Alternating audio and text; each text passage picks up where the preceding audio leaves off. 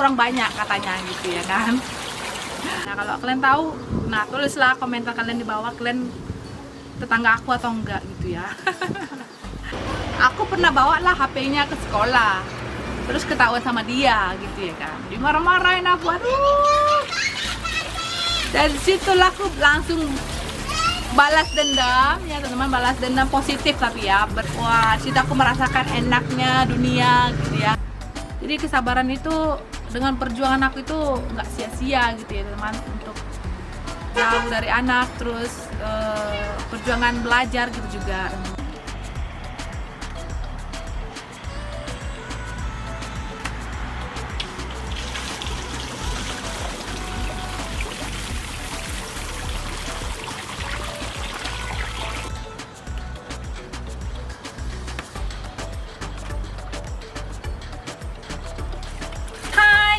Welcome back ya di channel YouTube-nya Keluarga Unik Internasional Jerman, bersama saya di sini dari Meta Sompul asal dari Medan.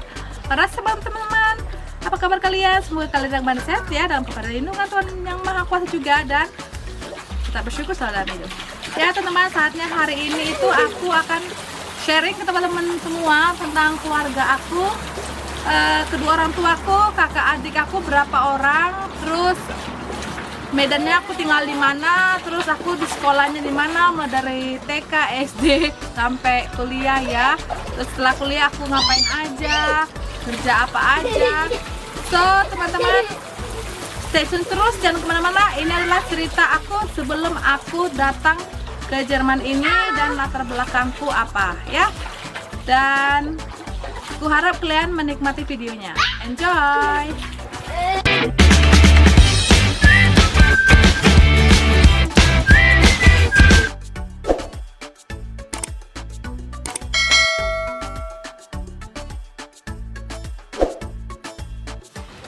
Nah sekarang teman-teman, aku mengawali dengan memperkenalkan bapakku ya teman-teman.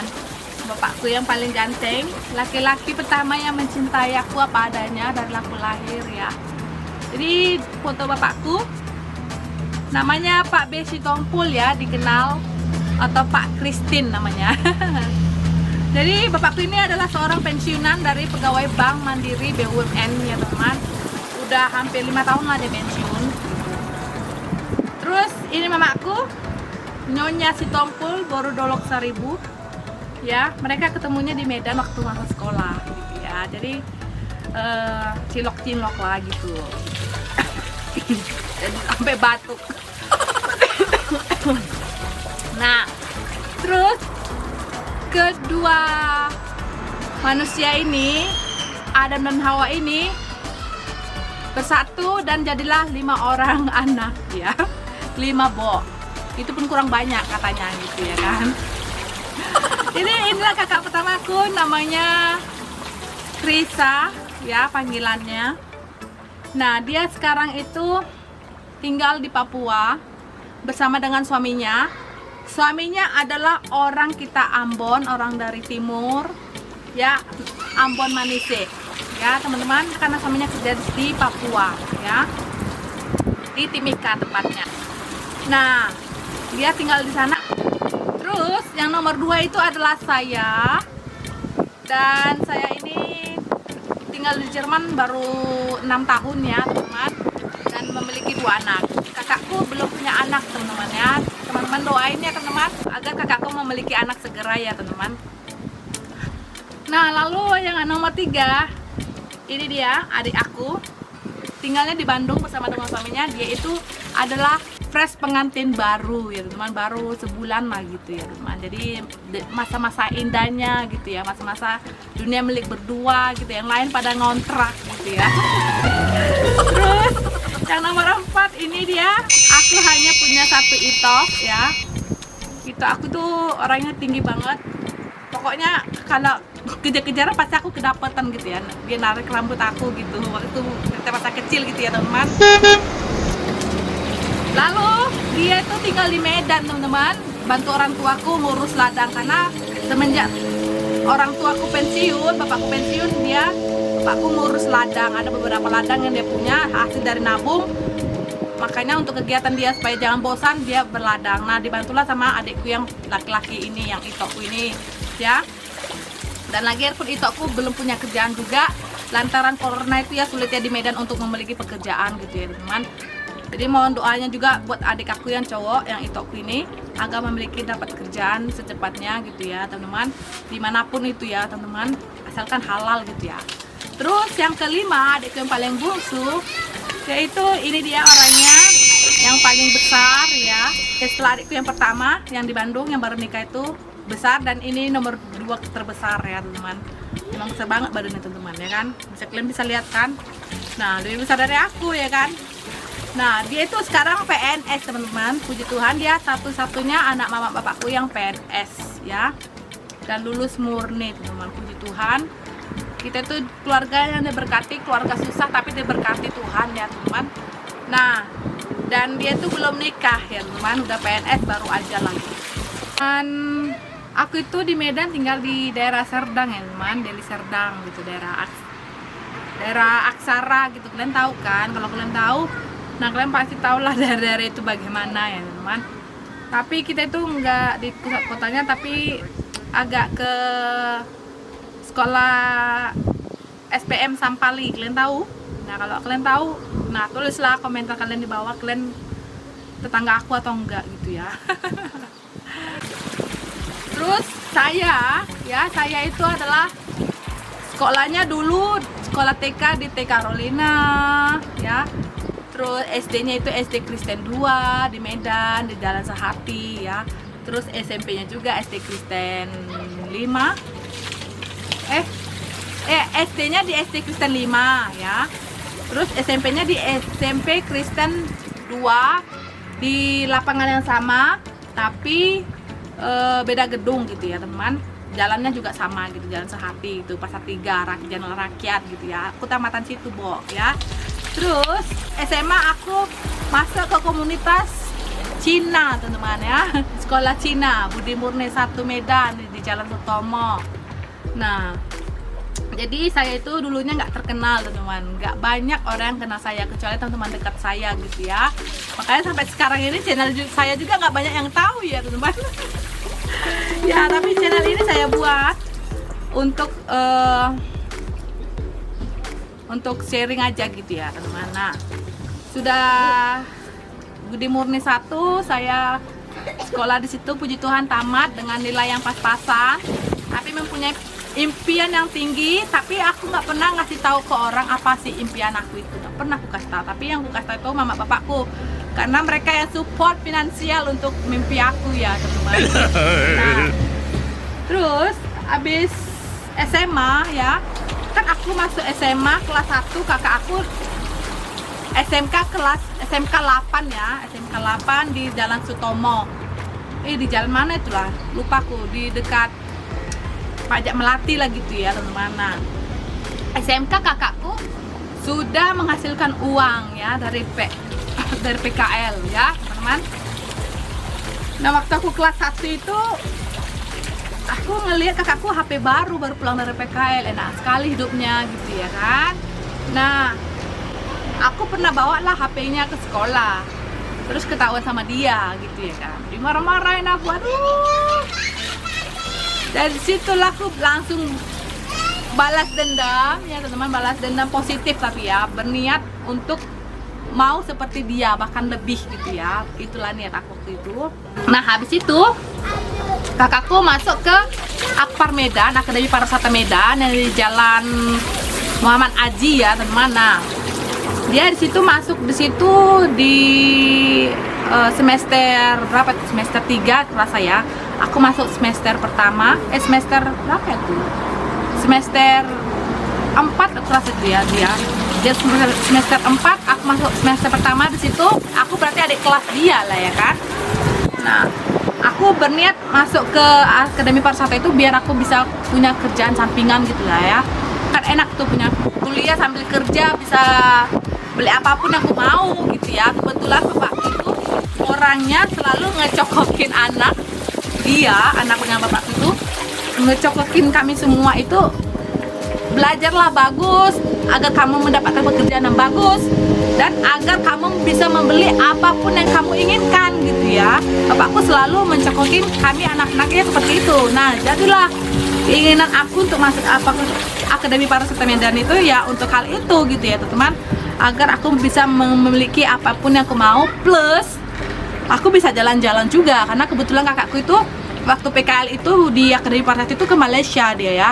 Nah aku juga pengen dong jalan-jalan kan, pertama kali luar negeri itu aku ke Malaysia PKL 6 bulan di Penang. Wah, situ aku merasakan enaknya dunia gitu ya, dunia perhotelan, dunia cari kerja, dapat uang sendiri, bisa lakukan apa aja dengan uangku sendiri gitu ya. Jadi aku membeli HP pertamaku itu dari hasil uang PKL. Jadi sebulan aku PKL dapat uang gaji ya 420 ringgit Malaysia waktu itu. Nah langsung aku beliin itu tuh, habis uang sebulan hanya untuk beli HP teman-teman ya. Wih, bangga lah aku kan, ada kamera pula ya kan, Sony Ericsson ya kan, yang flip pop itu ya. Bangga lah aku kan, oh aku udah melebihi kau ini, pikir gitu sama kakakku kan. Tapi enggak aku bilang sama kakakku kayak gitu, tapi dalam hatiku gitu ya teman-teman. Nah jadi udah bangga lah ke situ kan, PKL di situ, udah PKL di Malaysia aku ya, tamat dengan IPK yang lumayan 30-an ke atas gitu ya teman-teman, puji Tuhan. Nah langsung aku dulunya aku punya grup ya teman-teman, grup kuliah gitu ya, grup kuliah yang optimis mau ke kapal pesiar gitu ya. Kita itu udah dari masuk semester pertama kenalan gitu, si kawan aku cerita, ayo kita ke kapal pesiar nanti ya, tamat kuliah sama-sama kita cari agent katanya gitu ya kan. Ya udahlah sampai tamat itu pun itu aja teman aku sampai tamat ya. Jadi aku nggak punya teman banyak teman-teman di kuliahan gitu ya, mulai dari SD sampai kuliahan itu aku nggak punya teman banyak teman-teman, temanku yang itu aja gitu ya. Nah habis itu udah habis kuliah ya teman, aku nggak pernah cari kerja di Medan, aku langsung fokus ke impian aku yaitu kapal pesiar ya.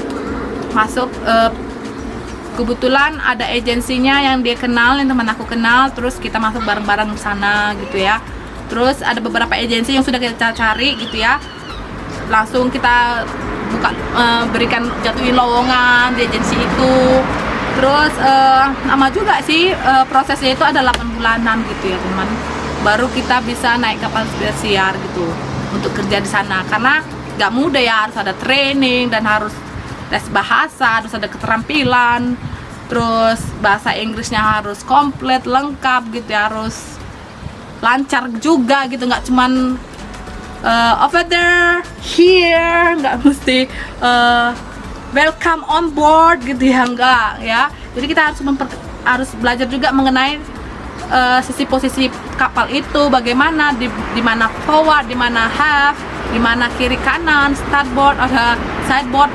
Aku udah banyak lupa tentang kapal pesiar, tapi aku di sininya itu bangga sekali ya teman, walaupun sebentar saja di kapal pesiar, tapi aku bangga karena aku sudah menjalani beberapa ratus negara dari begitu ribuan banyak negara ini di dunia ini ya. Aku udah jalani 100-an lebih negara, aku pijakin, aku singgahin, dan aku mengenal banyak orang dari hasil kerjaku dari kapal pesiar itu teman-teman. Jadi banyaklah ilmu-ilmu tentang orang gitu ya, aku pelajarin gitu ya, tentang bahasa juga, tentang kehidupan orang luar negeri juga bagaimana, aku banyak sekali belajar dari situ. Terus 2010 aku tamat kuliah ya, 2011 naik kapal pesiar, terus 2013 aku berhenti. Terus setelah 2013 aku stop dari kapal pesiar, setahun awak udah mulai nganggur ya kan. Aku cobalah cari kerja lah di Medan ya kan, cari kerja di Medan, di hotel aku cari, di hotel-hotel ketek-ketek lah gitu ya. Gak dapet, rupanya dapetnya di hotel besar, hotel bintang 5 ya. Nah setelah aku masuk di hotel bintang 5 ini di Medan ini, hidup aku nggak merasa puas ya. Aku coba lagi cari di kapal pesiar, di agensi yang berbeda gitu ya. Ternyata puji Tuhan aku dapet ya teman, dapet kapal pesiar ini. Lalu tapi aku nggak bilang sama teman-teman sekerjaku itu bahwasannya aku juga lagi ngedaftar cari kerja di kapal pesiar lagi gitu ya, karena waktu itu aku baru masuk juga ya di hotel ini gitu ya. Nah Terus ya teman-teman, sambil berjalannya waktu aku kerja di hotel ya. Terus adik aku tuh si paling bungsu menyarani aku, "Kak Mei, kamu ke Jerman aja lah," katanya gitu ya kan. Ya kan di Jerman, tapi kamu bahasa Jerman dulu Kak, katanya gitu kan. Ada guru aku, Pak Purba namanya, dia buka kursus les bahasa Jerman. Terus dia ngeagensikan juga orang-orang untuk ke Jerman, katanya gitu. Cobalah kakak ke rumahnya dulu, katanya, tanyalah dulu, katanya gitu ya kan. Tertarik juga aku kan waktu itu kan, padahal aku waktu itu masih kerja di hotel ya teman. Nah habis itu aku tanya lah bapak itu gimana cerita ya kan, ternyata bagus juga. Aku tanya lagi detailnya apa yang disalurkan bapak itu untuk kerja di Jerman. Ternyata waktu itu dibilang, jadi au pair lah kamu dek, katanya gitu ya kan. Usiamu udah segini, tinggal 2 tahun lagi loh, kesempatanmu untuk ke Jerman lebih gampang, terus lebih murah, terus lebih mudah lah gitu ya. Waktu itu udah tertarik lah kan dengan ngomongan bapak itu kan, tertarik. Jadi apa aja pak yang harus kulakuin pak di situ, bilang gitu. Kamu jadi au pair ya, kamu harus jaga anak, katanya gitu kan, anak orang tua asuhmu, katanya gitu kan. Ya enggak aja lah, tinggal bersama dengan para tante gitu kan, mak tuamu yang memiliki anak, pasti kamu punya kan gitu ya kan. Iya aku punya sih, aku juga pernah nginap rumah mereka ya, aku cuci piring, aku juga bantuin masak, aku jagain anaknya gitu ya. Ya udah pas lah itu, katanya gitu kan. Udahlah ikutlah kamu, katanya gitu kan. Daftar lah kan di les bahasa Jerman itu ya kan, Pak Purba itu. Daftar aku di situ selama 8 bulan prosesnya, plus ikut waktu ujian itu juga ke Jakarta. Aku juga masih kerja di Medan itu, di hotel itu ya. Nah ya udah dapet aku kan yang di hotel aku tinggalin Jerman, udah dapet. Sebenarnya juga di kapal pesiar aku udah dapet agensi baru lagi ya. Jadi itu agensi itu ya, kebetulan yang agensinya ini yang menyalurkan aku itu ke agensi itu adalah dosennya adikku yang cowok ya, dosennya. Terus partnernya juga itu adalah dosen aku gitu ya, dosen F&B ya teman-teman. Nah udah masih aku dapat lah orang tua asuh ya di Jerman ini. Aku bilang sama dosen-dosen itu ya, dosen-dosen yang menyalurin aku itu, Pak nanti aku setahun lagi datang mau masuk kapal pesiar, aku bilang gitu kan. Bapak tunggu aku ya, pokoknya aku balik lah untuk kapal pesiar, aku bilang gitu. Aku di Jerman ini cuman hanya untuk memperbaiki bahasa dan mendapatkan sertifikat bahasa Jerman lebih bagus lagi gitu kan, biar bahasanya lancar, biar nanti ketika aku di kapal pesiar aku bisa mendapatkan posisi yang baik gitu dengan dalam waktu yang singkat gitu ya, rencana aku ke bapak dosen itu ya. Nah ternyata teman-teman, aku keenakan di Jerman teman-teman. Keenakan aku di Jerman karena suasananya juga, terus orang-orangnya juga, terus kehidupannya juga. Daripada balik ke kapal pesiar lagi, lebih bagus lah aku tetap di sini tinggal gitu ya. Karena waktu itu kan au pair cuma setahun ya kan. Terus aku usahain lah untuk agar aku bisa mendapatkan perpanjangan visa gitu ya, yaitu dengan BFD gitu ya, karena usia aku kan udah tua gitu ya untuk FS-shot ya, udah kelewatan gitu. Dan akhirnya aku pun bisa mendapatkan satu tempat BFD ya. Nah habis itu kan teman-teman udah dapat BFD kan, sambil BFD ini aku udah kenalan sama suamiku gitu ya. Kalau kalian mau ceritain, kalau kalian ternyata ya teman-teman, di Jerman ini aku terlena teman-teman, terlena, nyaman rasanya tinggal di Jerman. Kayaknya mau balik ke kapal lagi yang liburnya gak ada, terus kerja pun 12, 13, 14 jam sehari gitu ya kan. Capek, nggak ketemu orang tua selama 8 bulan, nggak ketemu anak selama 8 bulan, gitulah pikiran aku ya kan waktu itu. Nah ya udahlah, aku usahain itu setelah dari au pair aku langsung cari visa baru lagi ya, memperpanjang visa dengan lewat BFD, Bundesfreiwilligendienst waktu itu ya. Dapatlah aku setahun. Nah, jadi aku tuh bahagia banget ya dapat perpanjang visa dari BFD. Nah, habis itu udah mau tamat-tamatnya au pair, aku kenalan dengan suamiku ya. Udah mau tamatnya au pair, aku kenalan sama suamiku. Terus BFD juga makin dekat, udahlah nikah lah kita gitu ya kan, katanya gitu ya kan. Ya udah habis nikah ya udah aku tinggal di sini, udah hampir 6 tahun aku di sini tinggal di Jerman, dan rasanya tuh bahagia juga ya teman.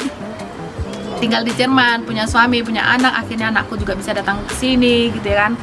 Jadi kesabaran itu dengan perjuangan aku itu nggak sia-sia gitu ya teman, untuk jauh dari anak, terus perjuangan belajar gitu juga teman-teman ya. Jadi hidup itu adalah perjuangan dan kalian itu harus bisa melewatinya teman-teman ya. Jadi sekian dulu videoku kali ini, sampai jumpa lagi ya teman di video selanjutnya, bye bye.